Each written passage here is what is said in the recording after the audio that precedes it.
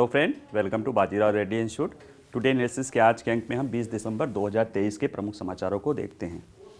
आज के समाचारों में 3 प्रमुख मुद्दे हम चर्चा करेंगे, जिसमें से जो पहला मुद्दा है वो ज्ञानवापी मामला है। ज्ञानवापी में जो है वहाँ पे बाबा विश्वेश्वरनाथ और ज्ञानवापी मस्जिद को लेके एक विवाद है, बहुत पुराना विवाद है। 1991 से ही ये मामला दायर है और उसको लेकर जो है माननीय हाई कोर्ट इलाहाबाद में एक नया डेवलपमेंट हुआ है, तो हम उस पर पूरा चर्चा करेंगे। ठीक है। जहाँ तक दूसरा मामला है वह ऑपरेशन प्रॉस्पेरिटी गार्जियन, ये एक नाम चर्चा में है। एक्चुअल में यह अमेरिका द्वारा जो है रेड सी वाले इलाके में, लाल सागर और इस तरह के जो इलाका है अदन की खाड़ी, वहाँ पे जो हूती विद्रोहियों द्वारा अभी आप सुन रहे थे कि कई सारे जहाज़ों को अगवा किया गया या उन पे हमला किया गया। इस तरह के चीज़ों को, हूती विद्रोहियों के इस खतरे को रोकने के लिए कई सारे देशों का एक समूह अमेरिका के नेतृत्व में बनाया गया है, तो हम उस पर चर्चा करेंगे। जहाँ तक तीसरा मुद्दा है, इजराइल हमास संघर्ष चल ही रहा है। इसी दौरान जो है कल इजराइल के प्रधानमंत्री जो है भारत के प्रधानमंत्री से फ़ोन पे वार्ता करते हैं, दूसरी बार वार्ता करते हैं। इसके पहले वार्ता 10 अक्टूबर को किए थे और उसमें जो है इजराइल हमास संघर्ष को लेके, हूती संकट को लेके और भारत से जो वहाँ पे कार्यबल को लेके, इन तीन प्रमुख मुद्दों पर लेकर चर्चा करते हैं। तो आइए हम एक एक करके मुद्दे को देखते हैं। ज्ञानवापी मामला, इसको ज्ञानवापी मामला ही कहें क्योंकि ये एक विवादित मामला है। हालांकि ये मामला काफ़ी पुराना है, बहुत पहले से विवादित है, लेकिन ये मुद्दा जो चर्चा में है यह है 1991 में जो है एक वाद दायर किया गया था वाराणसी कोर्ट में, वहाँ के डिस्ट्रिक्ट और सेशन कोर्ट में, कि वहाँ का जो मामला है, ये वाद जैसे अयोध्या में रामलला विराजमान स्वामित्व को लेकर दायर किया गया था, वैसे ही ज्ञानवापी पूरे परिसर के स्वामित्व के टाइटल सूट, यानी ये स्वामित्व का मुद्दा है कि उस पूरे क्षेत्र का स्वामित्व किसके पास है। और उस तरह से जो है बाबा विश्वेश्वरनाथ स्वयं विराजमान के तरफ से जो है हिंदू पक्ष ने जो है कोर्ट में याचिका दायर की थी और उस याचिका में उस पूरे क्षेत्र को हिंदू धर्म का, हिंदू मंदिर मानते हुए उन्हें सौंपने का निर्णय करने की बात की गई है।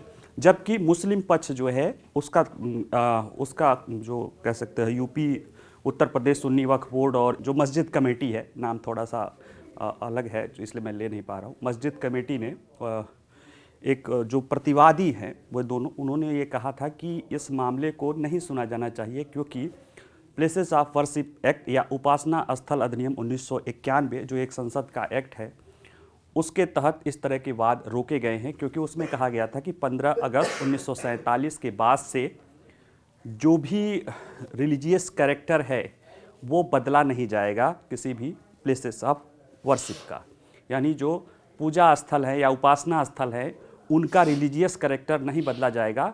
यानी जो 15 अगस्त 1947 तक जब हम आज़ाद हुए थे तब तक जो कैरेक्टर है वही रहेगा। केवल एक मामले को, अयोध्या वाले जो राम जन्मभूमि विवाद था उसको छोड़ के, क्योंकि वो उसके पहले से ही मामला चल रहा था।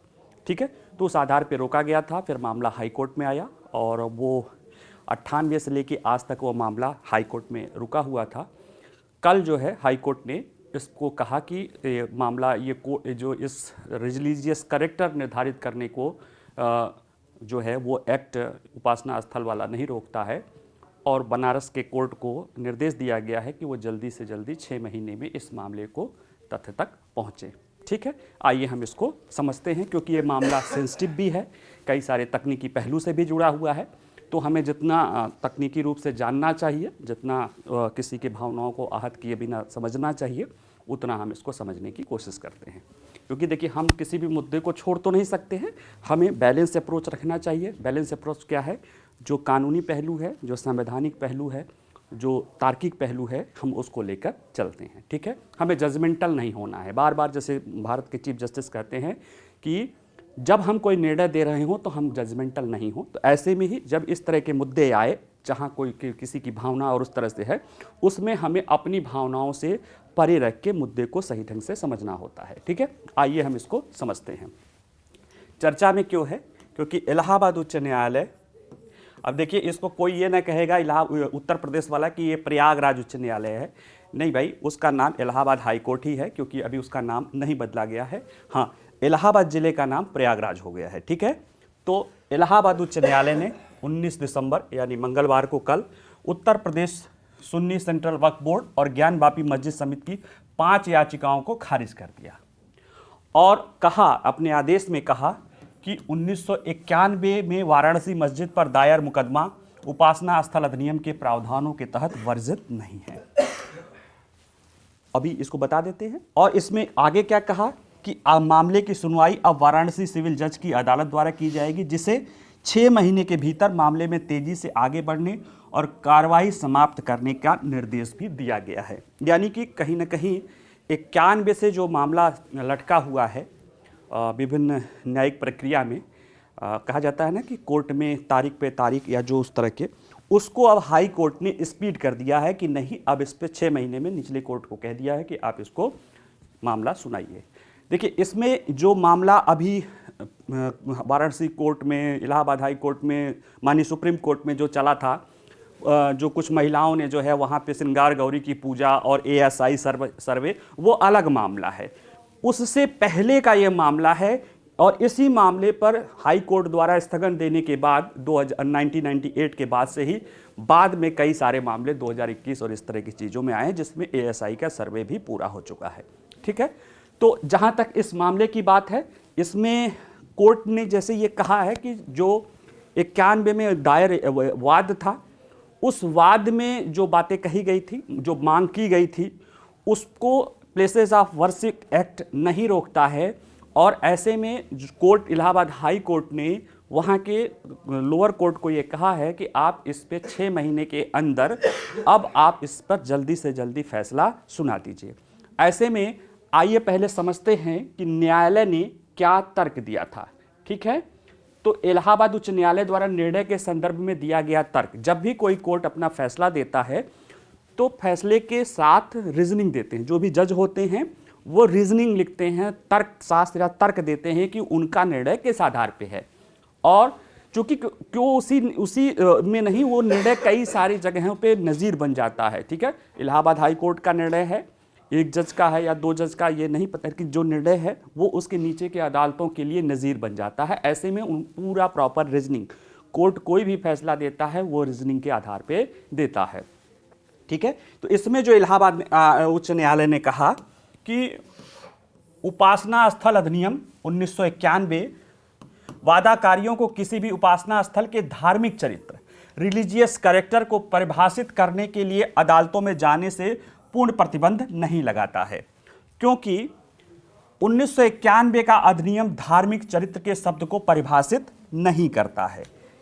माननीय न्यायालय ने कहा कि जो प्लेसेस ऑफ वर्शिप एक्ट या उपासना स्थल अधिनियम 1991 है, वह किसी भी वादाकार को कोर्ट में इस आधार पे जाने पे नहीं रोक सकता है कि वो धार्मिक चरित्र के बारे में वो पता लगाना चाहता है, ठीक है। ये वो एक्ट कहता है कि धार्मिक चरित्र नहीं बदला जाएगा, लेकिन धार्मिक चरित्र उस स्थान का क्या है, इसका निर्धारण करने से किसी वादी को नहीं रोक सकता है। और क्योंकि उस एक्ट में धार्मिक चरित्र, किसी भी स्थान का धार्मिक चरित्र क्या है, इसके बारे में कोई परिभाषा नहीं दी है। धार्मिक चरित्र परिवर्तन के बारे में परिभाषा दी गई है और सारी दी है, लेकिन धार्मिक चरित्र क्या है इसके बारे में परिभाषा नहीं दी गई है। ऐसे में कोर्ट कहता है कि एक ही, जैसे न्यायालय इसी में कहा कि उच्च न्यायालय ने कहा कि एक पूजा स्थल में एक ही समय में दोहरा धार्मिक चरित्र, एक मंदिर या एक मस्जिद या जो एक दूसरे के प्रतिकूल हो नहीं हो सकता, या तो वो स्थान मंदिर है या मस्जिद है, ठीक है। और किसी पूजा स्थल का धार्मिक चरित्र केवल मामले दर मामले के आधार पर दस्तावेजों और साक्ष्यों के आधार पर परीक्षण से ही निर्धारित किया जा सकता है। जज ने कहा, मतलब कोर्ट ने कहा कि अब जैसे इसी मामले को उसने कहा कि इसमें जो भी धार्मिक चरित्र का मामला है, इसमें देखा जा रहा है कि एक ही स्थान पे 2 तरह के धार्मिक चरित्र दिखाई दे रहे हैं। जैसे कि अभी आगे देखेंगे कि जो वाद है उसमें यह दिखाई दे रहा है कि उस जो तथाकथित मस्जिद है उसके नीचे जो है एक बेसमेंट में वो हिंदू लोगों का वो है, उसमें कह सकते हैं तहखाना है, वहाँ पे पूजा पाठ होती है।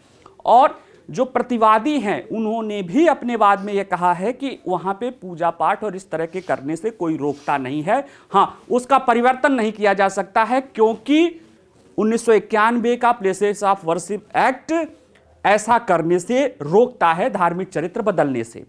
ऐसे में अब मामला यह है कि वही कोर्ट कह रहे हैं कि भाई एक पूजा स्थल में एक ही समय एक से अधिक धार्मिक चरित्र कैसे हो सकते हैं, वो भी एक दूसरे के विरोधी। हिंदू मूर्ति पूजा करते हैं, मुस्लिम धर्म में मूर्ति पूजा का विरोध है। ऐसे में कैसे ही एक ही स्थान पे दोनों धार्मिक चरित्र हों और उसको कौन सा धार्मिक चरित्र माना जाए। अब इसका निर्धारण तो उस एक्ट में नहीं कहा गया है, तो इस एक्ट का इस चरित्र का निर्धारण, ये कोर्ट कह रहा है कि इस चरित्र का निर्धारण कौन करेगा? न्यायालय करेगा। और वो भी कैसे करेगा? साक्ष्यों और तर्कों के आधार पे। ठीक है, यानी कि वो एक्ट परिवर्तन को रोकता है लेकिन धार्मिक चरित्र निर्धारण करने को लेके नहीं रोकता है। ठीक है, अब मामला यह है कि आखिर उस जो वाद है, जो 1991 का टाइटल सूट मतलब संपत्ति विवाद, वो है क्या?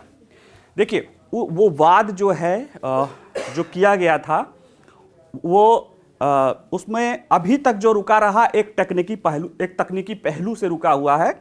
उसमें वजह यह है कि वाद जो किया गया, अभी बताते हैं रुका क्यों है। जैसे आप कोई सिविल सूट या टाइटल विवाद किसी कोर्ट में ले जाते हैं तो प्राइमा फेसिया प्रारंभिक रूप से उसे स्वीकार कर लिया जाता है। उस पे बाकी उसके पहले स्वीकार करके इसके बाद उस पे चर्चा परिचर्चा की जाती है, तथ्य देखे जाते हैं। जो वादी रहता है वो अपने लिए सबूत रखता है, पेपर रखता है, दस्तावेज रखता है, जांच का रिपोर्ट करा सकता है, वो उसके बाद में है। पहले यह है कि मामला कोर्ट उसको सुनने के लिए प्राइमा फेसी तैयार रहती है। सिर्फ एक मामला, एक उसी में सिविल प्रोसीजर कोड में एक धारा है जिसको अगर कोई लॉ वाला होगा तो वह जाने, अदरवाइज एक धारा है जो ये कहता है कि अगर कोई कानून उस तरह के वाद से रोकता है तो वो उसे नहीं सुना जा सकता है, प्राइमा फेसिया ही उसे हटा दिया जाएगा। जो प्रतिवादी थे यानी जो सुन्नी वक्फ बोर्ड या मस्जिद पक्ष थे, वह लोग जो है कहे, जब ये 1991 में वाद दायर किया गया तो ये कहे कि ये जो है प्लेसेस ऑफ वर्शिप एक्ट 1991 का उल्लंघन है, क्योंकि वो उसमें रिलीजियस कैरेक्टर को नहीं चेंज करने की बात करता है। और ये मामला फिर जो कोर्ट, लोअर कोर्ट देख रही थी, उसने खारिज कर दिया कि प्राइमा फेसिया कि इसको नहीं सुना जा सकता है। हालांकि हिंदू पक्ष इसके विरुद्ध में वहीं पे वाराणसी कोर्ट में भी उसके उच्च अदालत में उसको रिव्यू पिटीशन मतलब वो उसके खिलाफ याचिका दायर की जाती है निर्णय के, और फिर वो निर्णय में कहा जाता है कि नहीं, ये मामला सुना जाएगा और उसको सुनने के बाद कि उसमें ये भी देखा जाएगा, कई सारी चीजें निर्धारित की गई, ये भी देखा जाएगा कि प्लेसेस ऑफ वर्शिप एक्ट लगता है कि नहीं लगता है। उस जो रिव्यू कोर्ट की इस फैसले के, वाराणसी रिव्यू कोर्ट के इस फैसले के विरुद्ध 1998 में जो है 1995 में याचिकाकर्ता हाई कोर्ट इलाहाबाद आते हैं, माननीय हाई कोर्ट इलाहाबाद आते हैं, और उन लोगों ने इसके विरुद्ध की प्लेसेस ऑफ वर्शिप एक्ट है, ये मामला सुना ही नहीं जाना चाहिए। अभी उसके पक्ष विपक्ष में कुछ हो या ना हो वो बात की बात है, तथ्य और उसके ये प्लेसेस ऑफ वर्शिप एक्ट मामला सुनने के लिए ही मना करता है, इसलिए सुना ही नहीं जाना चाहिए। वो जो नहीं था कि एक कोई एक्ट अगर मना करता है तो नहीं सुना जाना चाहिए, उसको आधार में लेके इलाहाबाद हाई कोर्ट में आए थे। और 98 में इलाहाबाद हाई कोर्ट ने एक स्टे ऑर्डर दे दिया था, तब से मामला ठंडे बस्ते में चला गया था। ठीक है, और इसके पहले जो जज देखते थे, आते थे, कोई जज देखता था, चेंज हो जाता था, मामला स्टे चलता था। हुआ क्या कि 2018 में माननीय सुप्रीम कोर्ट के दो जजों की पीठ ने एक फैसला सुनाया कि कोई भी न्यायालय का निर्णय अगर स्टे है तो 6 महीना बाद अगर वो विस्तारित नहीं किया जाएगा सुनने वाले मामले में, तो वो पुनः चालू हो जाएगा। इसी को लेकर पुनः याचिका दायर की गई थी और फिर वो मामला सुप्रीम कोर्ट में आया। फिर से वो हुआ कि नहीं, इलाहाबाद हाई कोर्ट उसको सुन सकता है, और इलाहाबाद हाई कोर्ट ने ये सुन के, वहाँ के कोर्ट ने ये फैसला सुनाया कि जो वाद है उसको जो प्लेसेस ऑफ वर्शिप एक्ट है वो सुनने से नहीं रोकता है, क्योंकि उसमें धार्मिक चरित्र के निर्धारण का है कि धार्मिक चरित्र परिवर्तित नहीं होगा। लेकिन वो धार्मिक चरित्र 15 अगस्त 1947 को क्या था, इसका निर्धारण कैसे होगा? अगर एक ही प्लेसेस पे दो तरह के धार्मिक चरित्र हैं, एक दूसरे के विरोधी हैं, तो उसका निर्धारण होगा कैसे कि ये किसका धार्मिक चरित्र है? ऐसे मामले निश्चित ही न्यायालय के द्वारा होने चाहिए, ऐसा कोर्ट ने कहा है।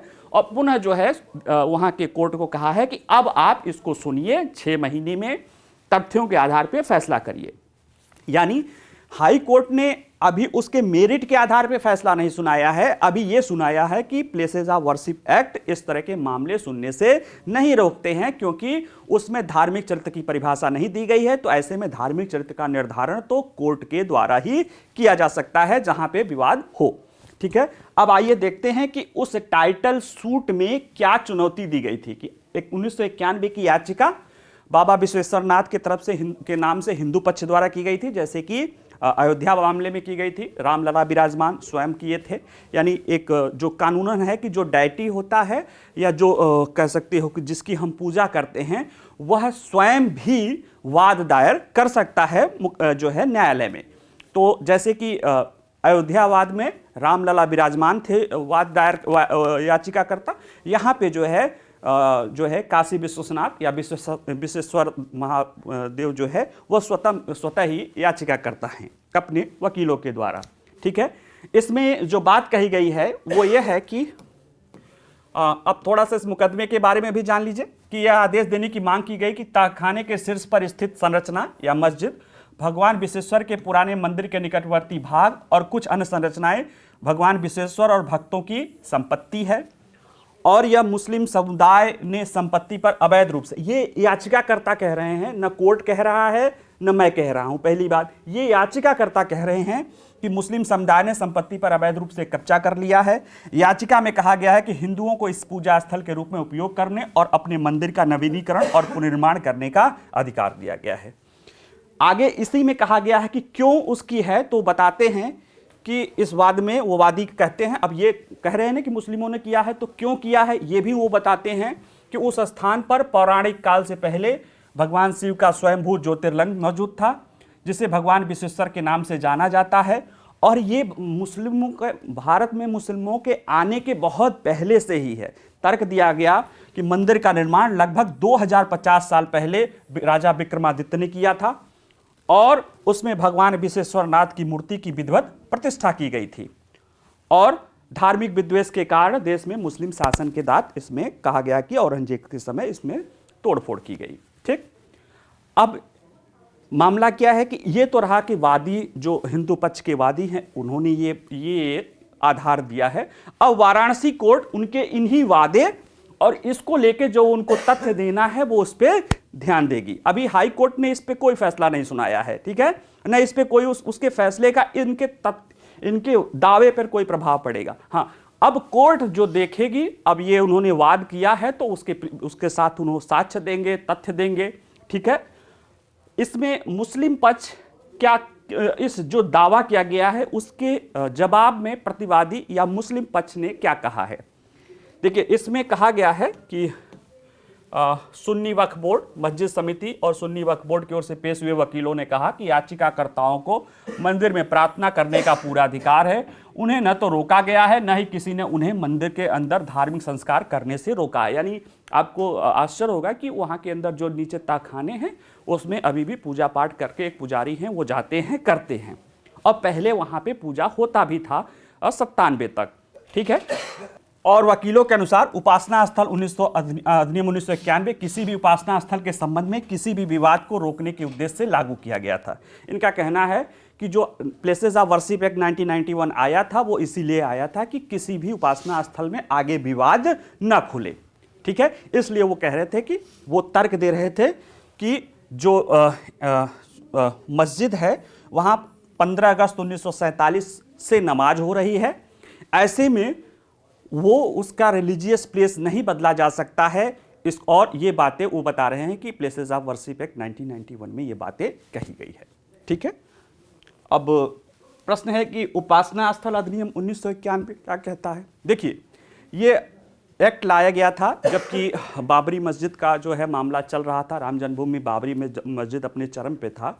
तो उस समय के तत्कालीन प्रधानमंत्री पीवी नरसिम्हा राव ने एक एक्ट लाया था, बहुत छोटा सा एक्ट है, places of worship special worship act 1991, या उसको हिंदी में उपासना स्थल या पूजा स्थल अधिनियम 1991 कहा जाता है। उसमें 4-5 धाराएं हैं। उसमें जो कुछ धाराएं हैं, जैसे वो कहती है कि उसमें एक वही अयोध्या वाले विवाद को छोड़कर बाकी के 15 अगस्त 1947 से पहले के, मतलब 15 अगस्त 1947 तक जो भी रिलीजियस कैरेक्टर रहा है उसको नहीं परिवर्तित किया जा सकता है। ठीक है, यानी इसमें कहा गया सभी उपासना स्थलों की धार्मिक प्रकृति उसी तरह बनाए रखा जाएगा जैसा कि 15 अगस्त 1947 को था। और इसमें धारा 3 कहती है किसी भी धार्मिक संप्रदाय के उपासना स्थल को पूर्ण रूप से या आंशिक रूप से एक अलग धार्मिक संप्रदाय के उपासना स्थल, यहां तक कि एक ही धार्मिक संप्रदाय के एक अलग खंड में परिवर्तित करने पर रोक लगाती है। यानी ये धार्मिक नेचर को बदलने से रोक लगाती है। लेकिन जैसा कि हाई कोर्ट इलाहाबाद ने कहा कि ये धार्मिक चरित्र के निर्धारण का कोई नहीं करती है, क्योंकि अभी आपने मुस्लिम पक्ष के वाद में ही देखा कि वो लोग वहाँ के वकील कह रहे हैं कि उनको पूजा करने की कोई दिक्कत नहीं है। तो आखिर वो प्लेस कैसा है जहाँ पे हिंदू पूजा भी कर रहे हैं, हिंदू अवशेष भी जो है हिंदू पूजा और मंदिरों के भी वो चीज़ें हैं, प्रकट साक्ष्य दिखाई दे रहे हैं, पूजा हो ही रही है और जिसको वो स्वीकार भी कर रहे हैं, और वहाँ पे मस्जिद तो दिख रही है। ऐसे में उसका निर्धारण क्या होगा? ठीक है, और वो निर्धारण कैसे होगा? कोर्ट के जरिए होगा। ठीक है, अब ये रहा यहां तक मामला। एक के पहले एक जो है दोनों पक्ष हैं। अब जो मामला कोर्ट में आएगा उसको देखा जाएगा, क्योंकि अब देखिए इसमें मामला ये है कि क्यों मुस्लिम पक्ष रिलीजियस जो है worship places of worship act का सहारा ले रहा है, और क्यों हिंदू पक्ष जो है उसे मंदिर कह रहा है, क्योंकि उसकी अपनी अपनी मान्यताएं हैं, और दोनों मान्यताएं कहीं ना कहीं जो है मुस्लिम पक्ष के अगेंस्ट, मुस्लिम पक्ष की खुद की मान्यताएं भी उनके अगेंस्ट जाएंगी अगर वो इस पे विवाद होता है, और हिंदू पक्ष की मान्यताएं तो हिंदू पक्ष के पास जाएंगे ही। क्योंकि जहां तक हिंदू पक्ष की मान्यता है, जो लोग मानते हैं हिंदू धर्मावलंबी, जो तर्क दिया जाता है, जो उसमें दिया भी गया था राम जन्मभूमि विवाद में, कि एक बार अगर कहीं मंदिर स्थापित हो जाती है, एक बार कहीं मूर्ति स्थापना कर दिया जाता है विधवन पूजन करके, तो वो हमेशा के लिए मंदिर रहता है, उसका रिलीजियस कैरेक्टर नहीं बदलता। पहली बात, इसी आधार पे वो लोग दावा कर रहे हैं कि वो 2050 वर्ष पहले ही वो स्थापित हो गया था, तो वो तो बदल ही नहीं सकता। दूसरा, जो इस्लाम धर्म की भी मान्यता है, उसमें जो मस्जिद है उसको एक सपाट जगह पे किसी भी धार्मिक चीज़ों को तोड़कर और इस तरह की जगहों पे मनाही किया गया है उनके धार्मिक जो है मान्यताओं के अनुसार। ऐसे में अगर उनकी मान्यताओं को मानेंगे तो भी उनको दिक्कत आ जाएगा, क्योंकि इस्लाम तो मूर्ति पूजा और इस तरह की चीज़ों का विरोध करता है। ऐसे में मुस्लिम पक्ष रिलीजियस ऑफ प्लेसेस एक्ट को लेकर है, और उस पर यह भी देखा जा रहा है कि आगे शांति और सद्भाव का मामला और इस तरह की चीज़ें होंगी, इस तरह के बहुत सारे मामले आएंगे। मामला तो कॉम्प्लिकेटेड है, लेकिन चूंकि कोर्ट को फैसला करना पड़ता है, तो वो कानूनी और जो संवैधानिक प्रावधान है उसी के आधार पे करता है।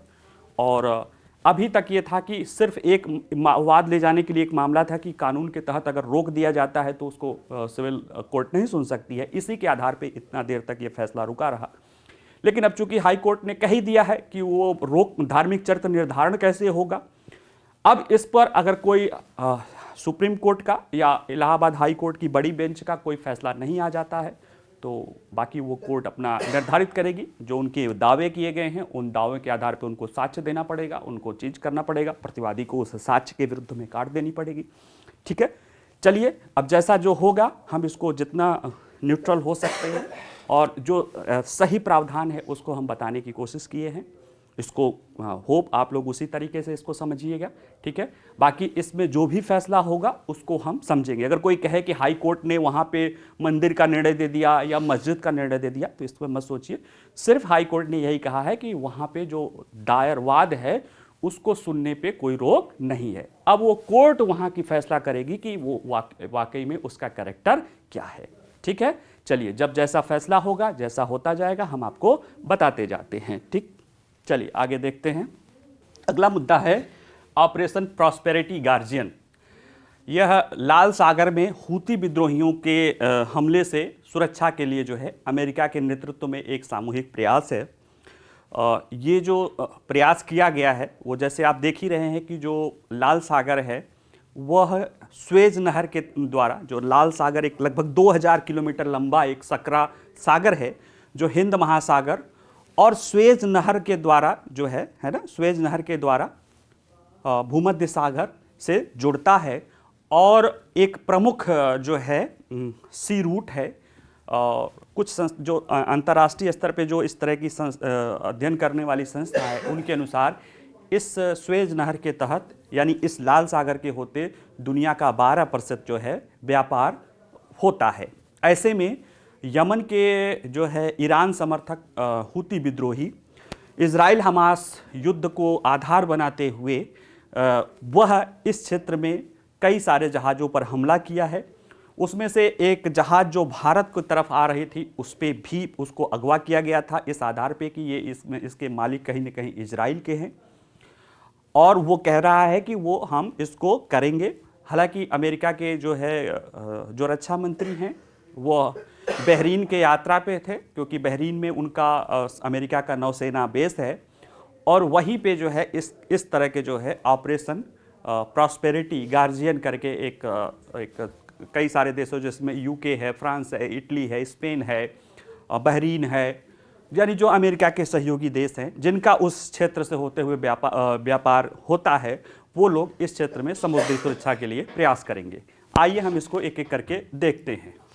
ठीक है, अमेरिकी रक्षा मंत्री हैं लॉर्ड ऑस्टिन। ये 19 दिसंबर को इन्होंने यमन स्थित ईरानी गठबंधन हूती विद्रोहियों द्वारा मिसाइल और ड्रोन हमलों की एक श्रृंखला के बाद लाल सागर में ऑपरेशन प्रॉस्पेरिटी गार्जियन, ये नाम दिया गया है ऑपरेशन प्रॉस्पेरिटी गार्जियन, जो कि एक कई सारे अमेरिका के नेतृत्व में कई सारे देशों का एक सामूहिक प्रयास होगा।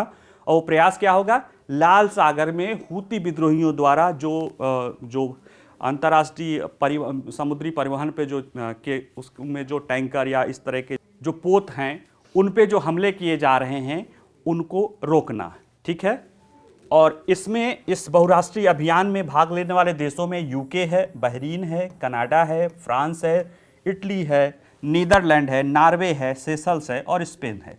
यानी कि एक आप कह सकते हो कि बहरीन में तो अमेरिका का नौसैनिक बेस ही है, अड्डा ही है, वहाँ से बाकी और सारे यूरोपीय देश हैं क्योंकि ज़्यादातर खाड़ी देशों से जो है व्यापार जो तेल आदि जो देश है जो है यूरोप और उस अमेरिकी आदि देशों को जाता है। ठीक है, और कहीं न कहीं वहाँ पे भारत का भी हित टकराता है। हालांकि भारत इसमें अभी शामिल नहीं है और भारत एक अलग तरह से जो एक 53 देशों का एक समूह है अंतर्राष्ट्रीय सुरक्षा समुद्री सुरक्षा को लेके, उसके तहत इस पर प्रयास कर रहा है। हालांकि अभी जो तीसरा न्यूज़ देखेंगे उसमें यही है कि इजराइल के प्रधानमंत्री ने भारत के प्रधानमंत्री से इस मुद्दे को यानी हूती विद्रोहियों द्वारा जो मुद्दा है उस पर भी जो है चर्चा की है। हालांकि अभी न उसमें इजराइल शामिल है और न ही उसमें भारत शामिल है। ठीक है, तो आइए ये इसलिए चर्चा में है और ये समूह जो है दक्षिणी लाल सागर और अदन की खाड़ी में संयुक्त गश्त करेगा ताकि हूती विद्रोहियों को रोका जा सके। अब ये जो हूती विद्रोही अभी देख रहे हैं कई सारे मुद्दे हैं, जैसे कि एक तो जहाज़ है जो भारत आ रहा था उसको तो अगवा कर लिया गया था, बाकी और जहाज़ों को तो टॉर्पीडो और इस ड्रोन से हमले किए जा रहे हैं। और आप देखा जाए तो कहीं ना कहीं टॉर्पीडो के हमले होने के कारण वो विशाल से विशाल जहाज़ भी बर्बाद हो जाता है। ऐसे में कहीं ना कहीं जो शिपिंग कंपनियां हैं उनका बहुत ज़्यादा नुकसान हो रहा है। वैसे में वो उस स्वेज और अदन की खाड़ी वाला छोड़ के मामला पूरा अफ्रीका का चक्कर लेके चल रहे हैं। ठीक है, तो अब मामला है कि हूती विद्रोही क्या प्रतिक्रिया दे रहे हैं। अगर अमेरिका इस तरह का ऑपरेशन प्रॉस्पेरिटी गार्जियन शुरू किया है तो हूती विद्रोही, अब देखो कोई इसको हूती कहेगा, कोई हूथी कहेगा, कोई हाउथी कहेगा, कोई हाउजी बोला जाता है कहागा। ठीक है, हूती हिंदी में ज़्यादा नाम है तो इसलिए कह रहे हैं कि हूती विद्रोहियों का इस पे क्या प्रतिक्रिया है। उन्होंने कहा कि हम इजराइल और जो है हमास के युद्ध में जो गाजा युद्ध चल रहा है उसमें हमास के सॉलिडेरिटी में इस तरह के हमले जारी रखेंगे कि जो भी चीज़ें इजराइल के मदद में जाएगा हम उस पर हमले जारी रखेंगे। और वहाँ का एक वरिष्ठ अधिकारी है हूती का, मोहम्मद अल बुख्तैनी, वो कहा कि भले ही अमेरिका पूरी दुनिया को एकजुट करने में सफल हो जाए, फिर भी हमारे सैन्य अभियान नहीं रुकेंगे, चाहे इसके लिए हमें कितना भी बलिदान देना पड़े। ऐसे ही बात कुछ लेबनान भी कहता था, कर रहा था। लेबनान में हिजबुल्लाह कह रहा था, वो भी एक सिया आतंकवादी विद्रोही है जो कि लेबनान में एक्टिव है।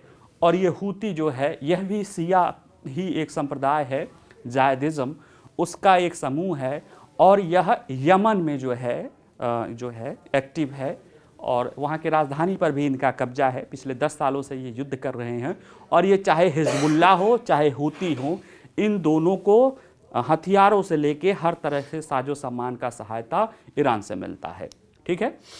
और ये उस क्षेत्र के जो क्षेत्रीय संघर्ष हैं उसमें ईरान के दोनों जो है, ये हिजबुल्लाह और हूती दोनों ही उसके जो है क्या कह सकते हैं कि उसके उपकरण हैं। ठीक। अभी हम इसको देखेंगे। ये कह रहे हैं, वो कह रहे हैं कि विरुद्ध करेंगे, ये कह रहे हैं दुनिया एकजुट कर लिया जाए, हम इसके विरुद्ध जो है अपना प्रतिक्रिया शुरू रखेंगे। आइए समझते हैं कि लाल सागर क्यों महत्वपूर्ण है और वहाँ जहाज़ों पर हमले क्यों हो रहे हैं। तो हमले क्यों हो रहे हैं, इसको तो कोई बहुत बड़ी बात है नहीं, क्योंकि अभी बताई दिए कि वो हूती जो कह रहे हैं कि वो गाजा के संघर्ष के काज को लेकर हमले कर रहे हैं। और चूंकि जैसा पता है कि इसमें ईरान का साथ है, तो ईरान जो है अमेरिका और इजराइल को बिल्कुल, तो कहीं ना कहीं ईरान इसमें साथ दे रहा है। इसमें देखिए मामला क्या है, ये बाब अल मांदेब है, ये लाल सागर है, ये स्वेज नहर है। और ये लाल सागर अदन की खाड़ी के तहत जो है और अरबियन सागर या हिंद महासागर का हिस्सा है। महासागर ये सारा हिंद महासागर ही है, बाकी लाल सागर अरब जो है वो हिंद महासागर का हिस्सा है। और ये स्वेज नहर के जरिए, स्वेज कैनाल जो 1869 में बना था, उसके जरिए ये मेडिटेरियन सागर या भूमध्य सागर जो कि अटलांटिक महासागर का एक हिस्सा भाग है, उससे जुड़ा हुआ है। और यहाँ से ये खाड़ी देश हैं, इसमें जो है कई सारे, मतलब यहाँ पे आप कह सकते हो कि तेल, गैस, नेचुरल है। और यहाँ पे बहुत सारी चीज़ें, जैसे यहाँ से भारत के भी विमान और जहाज़ जो है उधर से जो हिंद महासागर क्षेत्र से भी जाते हैं, तो ये इधर से गुजरते हैं। क्यों? क्योंकि उनका इधर से गुजरने पे उनका बहुत ज़्यादा संसाधन और समय बच जाता है। क्योंकि अगर इधर से नहीं गुजरें तो पहले वो देखो कैसे किधर से गुजरते थे, उसको आप समझिए। ये देखिए अभी इधर से गुजरते हैं और यहाँ से स्वेज नहर से ऐसे निकल जाते हैं। अभी क्या हो रहा है कि स्वेज नहर के बनने के पहले इधर से जहाज इधर से पूरा अफ्रीका का चक्कर लगा के इधर जाते थे, या दक्षिण अमेरिका या उत्तरी अमेरिका जाते थे। जब से ये हमले होने लगे हैं तो बहुत सारे शिपिंग कंपनियों ने इस रूट को छोड़ के ये पूरा घूमने वाला रूट शुरू किया है, यानी उसमें यात्रा का समय ज़्यादा लग रहा है और खर्चे भी ज़्यादा आ रहे हैं। ठीक है। तो ऐसे में ये यमन है। ठीक है, यमन है। और यहीं पे जो है हूती विद्रोही है एक्टिव। यहाँ से यहाँ तक देखिए यमन है, ये ओमान है। जब हम आपको बताए थे कि ओमान के सुल्तानत आए थे तो बताए थे कि ये जो है कैसे भारत का सहयोगी है। और ये यमन है और ये सऊदी अरबिया से सटा हुआ है। और ये ईरान है, ये सिया हैं और ये ईरान के इसको कहीं ना कहीं समर्थन देता रहा है। तो ऐसे में अब अगला मुद्दा मतलब यही है कि ये 2000 किलोमीटर जो लंबा सागर है लाल सागर, उसमें ही ये सारी समस्याएं आ रही हैं। और 7 अक्टूबर का जो हमास का हमला है बर्बर आतंकवादी, उसके बाद जो 8 अक्टूबर से इजराइल ने गाजा पे हमला शुरू किया है हमास के विरुद्ध समूल नाश का, उसके समर्थन के रूप में जो है हूती विद्रोही जो है, जो उनका कहना है कि वो इजराइल जाने वाले जहाज़ों पर हमला कर रहे हैं, लेकिन वह जो है कहीं ना कहीं उस क्षेत्र में जो भी पश्चिम एशिया, जो भी यूरोपीय जहाज़ या अमेरिका या यहाँ तक कि जो जहाज़ भारत आ रहा था, उस पे भी हमले किए गए हैं। ऐसे में अब प्रश्न है कि हूती विद्रोही कौन है। देखिए हूती विद्रोही हूती जो नाम है एक जनजाति समूह है जो कि सिया का जो है जूती जनजाति जायदी सिया है, जायदी समुदाय होता है। यह जायदम सिया इस्लाम का ही एक उप संप्रदाय है। और ये जो जायदम सिया जो लोग हैं वह मोहम्मद साहब के जो एंसेस्टर थे उन्हीं को ही अपना मानते हैं। ये शिया के आप समझ ही होंगे, हमें उतना गहराई में जाने की ज़रूरत नहीं है। और वो कहीं ना कहीं सुन्नी वहाइज़म का, जो सुन्नी सल्फाइज़म या बहाइज़म या सुन्नी का जो कट्टर रूप है, उसके विरुद्ध में रहते हैं। ठीक है, यानी आप देखा जाए तो ये शिया संप्रदाय वाले हैं और ये सुन्नी संप्रदाय के विरोध में हैं। और जो यमन में वर्तमान सरकार है वो सऊदी अरब, चूंकि सुन्नी संप्रदाय के वहाइज़म को लोग मानते हैं, उसको हटाने के लिए पिछले 10 साल से हूती लगभग 1 दशक से यमन सरकार के साथ गिरफ्त में उलझे हैं। और वो राजधानी सना वहाँ की राजधानी है, और उसके सहित उत्तरी यमन यानी जो ओमान वाला सटा हुआ है वहाँ पे उनका कब्जा है। यानी वो शिया हैं और सुन्नी वहाइज़म के खिलाफ लड़ रहे हैं। मज़ेदार बात देखिए कि जो हमास है वह भी सुन्नी वहाइज़म या उसी तरह की कट्टरता की बात करता है। ठीक है, तो अगर देखा जाए तो ये उसी विचारधारा यानी हमास जैसी विचारधारा से ये लड़ते हैं। हिजबुल्लाह भी लड़ता है, लेकिन आपस में वो एक दूसरे का सहयोग कर रहे हैं। क्यों? और ये दोनों जो है ईरान से जुड़े हुए हैं, और जो ईरान और सऊदी अरब का उस क्षेत्र में मुस्लिम नेतृत्व को लेने की बात है, उसमें ये दोनों ईरान के सहयोगी होते हैं। लेकिन चूंकि अभी सऊदी अरब हो या संयुक्त अरब अमीरात हो, वो अमेरिका के तरफ होते हुए, और जैसे ही इजराइल और फ़लस्तीन के मुद्दे को यानी इजराइल के करीब जा रहा है, ईरान उस पूरे क्षेत्र में अपने को अब सुन्नी के रूप नहीं, अब अपने मुस्लिम देश के रूप में अपने नेतृत्व स्थापित करना चाह रहा है। और अपने इन दोनों फ्रंटल ऑर्गेनाइजेशन, फ्रंटल तो नहीं कहेंगे, जो स्यूडो ऑर्गेनाइजेशन है, उनको एक्टिव कर दिया है। क्योंकि अमेरिका ने कई सारे इस पर हमले किए थे, तो उसने भी कहा था कि इसका अंजाम ज़्यादा होगा। हालांकि अमेरिका की नौसेना ऐसी है जो जब चाहे तब इनको या किसी और को भी कर सकती है, लेकिन वही चीज़ें हैं कि कितने फ्रंट पे वो वार चाहेगा। ऐसे में वो कई सारे देशों को आपस में मिला के इस मुद्दे को सॉल्व करना चाहता है। ठीक है, अब अगला जो न्यूज़ है हमारा वह है, छोटा सा ही न्यूज़ है, ये अरब इजराइल संघर्ष चल रहा है, इसमें छोटा सा डेवलपमेंट है, इसलिए से थोड़ा सा बता देते हैं। कल जो है इजराइल के प्रधानमंत्री भारत के प्रधानमंत्री को फ़ोन पे वार्ता करते हैं, और वो वहाँ के इजराइल और हमास का जो युद्ध चल रहा है उसके बारे में वो भारत के प्रधानमंत्री को ब्रीफ करते हैं। ऐसे में ये मुद्दा चर्चा में इसलिए हो जा रहा है क्योंकि अभी 1 सप्ताह पहले ही भारत ने जो है संयुक्त राष्ट्र के जो जनरल असेंबली है उसमें इजराइल को लेके, हमास युद्ध को लेकर एक प्रस्ताव पारित किया गया था, जिसमें यूनिलेटरल मतलब एक मानवीय युद्ध के लिए जो है युद्ध समझौता किया गया था कि एक शांति समझौता हो, यानी युद्ध को रोका जाए, मानवीय सहायता और सभी बंधकों को बिना शर्त रिहाई के बारे में वो प्रस्ताव था, जिसमें भारत ने भी सहयोग दिया था। उसके लगभग 1 सप्ताह बाद जो है ये बात हो रही है, ये दूसरी बार बात हो रही है। इसके पहले बात जो है 10 अक्टूबर को हुआ था।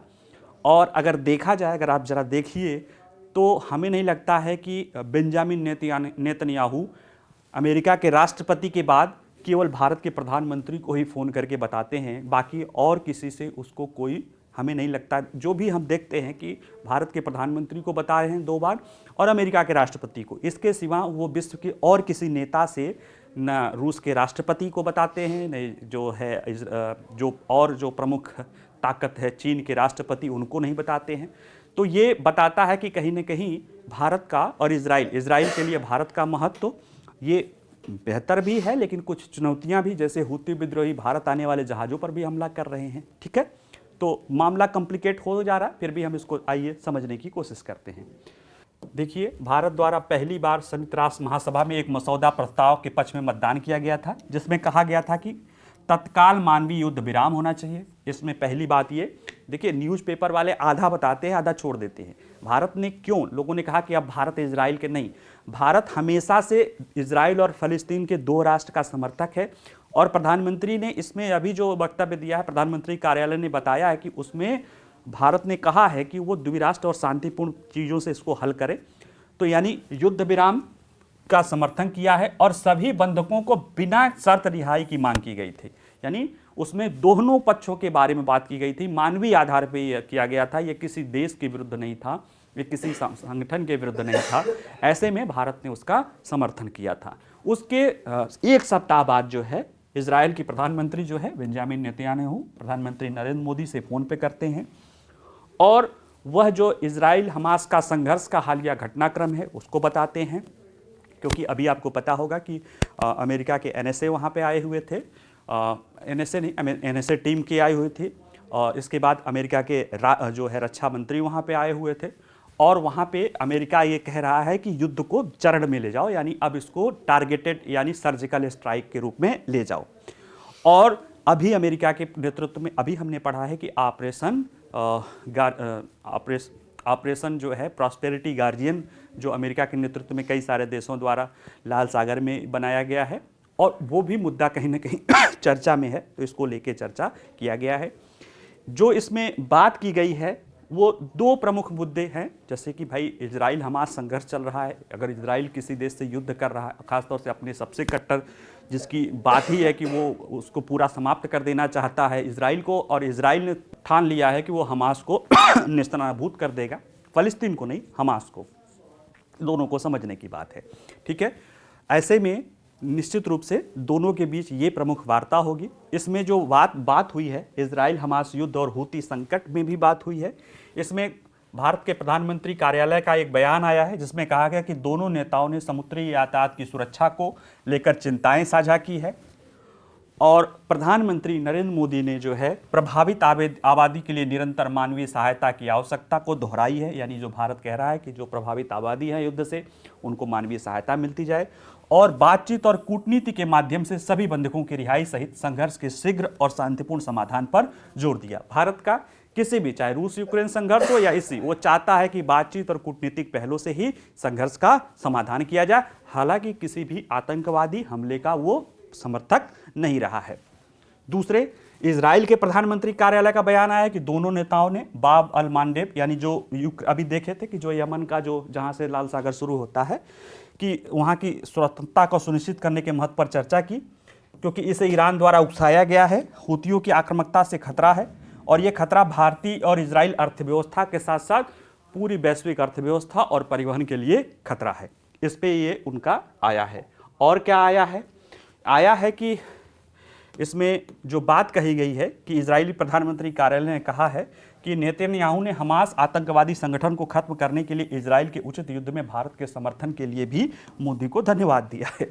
ये भी इजराइल का प्रधानमंत्री कार्यालय ने अपने साथ लगा दिया कि भारत ने जो उचित युद्ध चल रहा है उसका प्रधानमंत्री ने उनको समर्थन किया है। ठीक, तो ये मुद्दा तो चलो हमास संघर्ष को लेकर। एक और मुद्दा है जो कम इम्पॉर्टेंट नहीं है, वह है इजराइल ने प्रधानमंत्री मोदी से जो है अपने यहाँ जो वर्कर्स, उनको जो आया था ना कि इजराइल ने 1 लाख वर्कर्स की मांग की है अपने कंस्ट्रक्शन सेक्टर के लिए, उसकी मांग को पुनः किया है।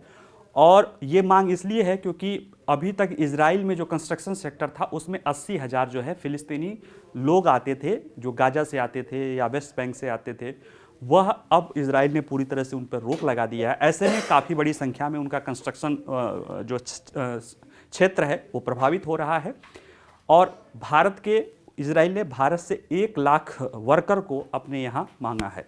ठीक है, तो ये भी भारत के लिए कहीं ना कहीं इम्पॉर्टेंट मुद्दा है, क्योंकि ये भारत में 1 लाख लोगों को रोजगार और इस तरह की चीज़ों में वृद्धि कराएगी, और इजराइल और भारत के संबंधों में भी आगे विकास ले जाएगा। ठीक है, चलिए आज इतना ही। नमस्कार।